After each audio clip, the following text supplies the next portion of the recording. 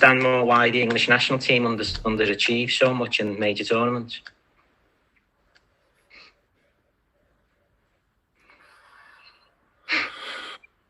You're right. I don't fancy the question.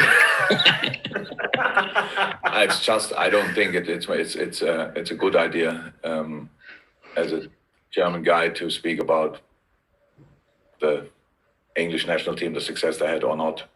You better make that up with yourself. So and what I always say in these situations, when I talk about intensity, people tell me that's here like it is. So stop talking about it.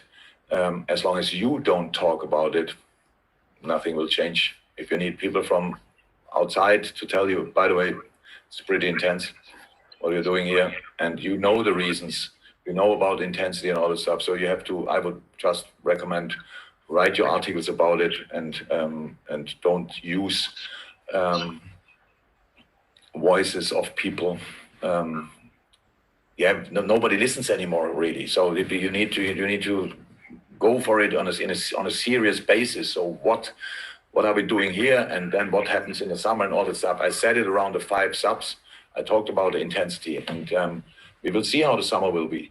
I'm a big supporter of my players. A lot of them play for England, so I'm happy for them to be as successful as possible. I have not one German player in my who's playing for the German national team in our team. So I'm a fan of England and Holland and these kind of things in the Euros. So, and I hope they do all well, and Switzerland, and all the other countries were involved. Nothing really to say about it. Okay. Oh, great. Yeah. Well, the second one was maybe just about Curtis. I mean, he's had so much positive, particularly after his game on Wednesday. Have you ever worked with a young player like him? I mean, the thing that strikes about Curtis is he doesn't look 19. When you're working with him, is it like working with a 19-year-old? Is there something different about him? Probably some people will tell you Liverpool let you grow up quickly. So, and I don't mean the club, I mean the city.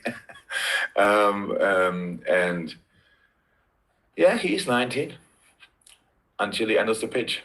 So, and that's the thing but they all have to be, actually. So if you talk about, if you say he's 19 and you most of the time say, yeah, he's allowed to make this mistake, make this mistake, every player can make mistakes, that's no problem. We have to solve that as a team and all this kind of stuff. But yeah, as I said, when we speak about the kids, we forget Curtis constantly because we don't see him as a kid anymore, but he is.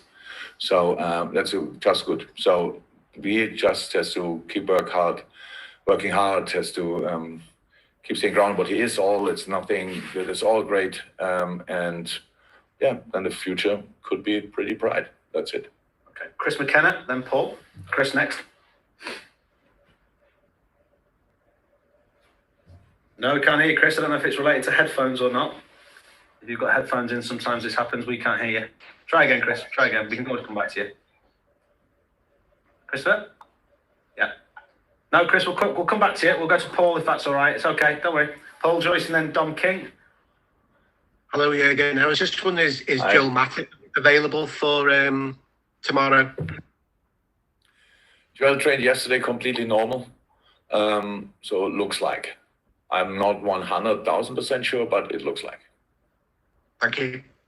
Okay, welcome. Dom King, Chris, we'll try you before we go.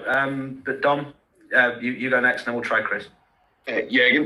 Just Jordan's nominated for Sports Personality of the Year on Sunday, and it obviously goes to a public vote. So just wonder whether there's you're all clubbed together to make sure that you're all voting for him on Sunday night, and the actual achievements of him actually being recognised for the year that he's had. Can I vote? I think so. Yeah. Yeah, it's just a public. Do I need a British passport, or is having what is that, a constant or something like that? What on my phone? I only need a phone. As long as you got a phone, you'll be okay. I think, yeah. Do I have more votes than one, or can I push the button only once? You can vote as many times as he wants, I think. Then he has a chance. Yeah, I'm completely fine with that. He would have my vote. exceptional person, exceptional player. Did a great job in the summer for our players, but for players in general.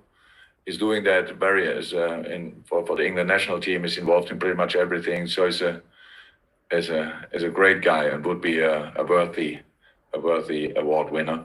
But I don't know exactly who are the other people, and so it's all about that. But he would be a worthy one. Okay, thank you. Any follow-up, Dan? No? No, I'm fine, thanks. Fantastic. Look, I apologize, this is a bit embarrassing. We can't get Chris's audio on, but the question via myself is just on Firmino.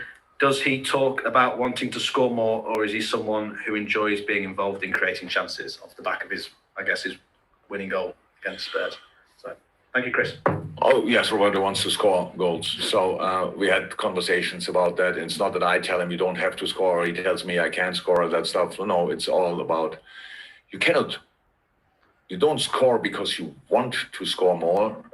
Because all strikers in the world want to score more. Even Mo Salah wants to score more, or all the others. Robert Lewandowski wants to score more. So that's completely normal. But in a moment when a player is only concerned about scoring, then the problems could theoretically, we don't have that, but theoretically could start then. And so that's why it's really important that each player knows about the job he has to do in a game, and they are different. In the end, it's important that the team scores, and that happens, thankfully, most of the time, often enough, not always, but most of the time. So I'm fine, he's fine, but yes, he wants to score more, of course. Thank you. Just to be clear, that was Chris McLennan's question, not mine, for those of you taking the mickey on the WhatsApp. So that's us. Thank you very much. All the best, and we'll speak to you after Saturday. And Bye. then the rest of you.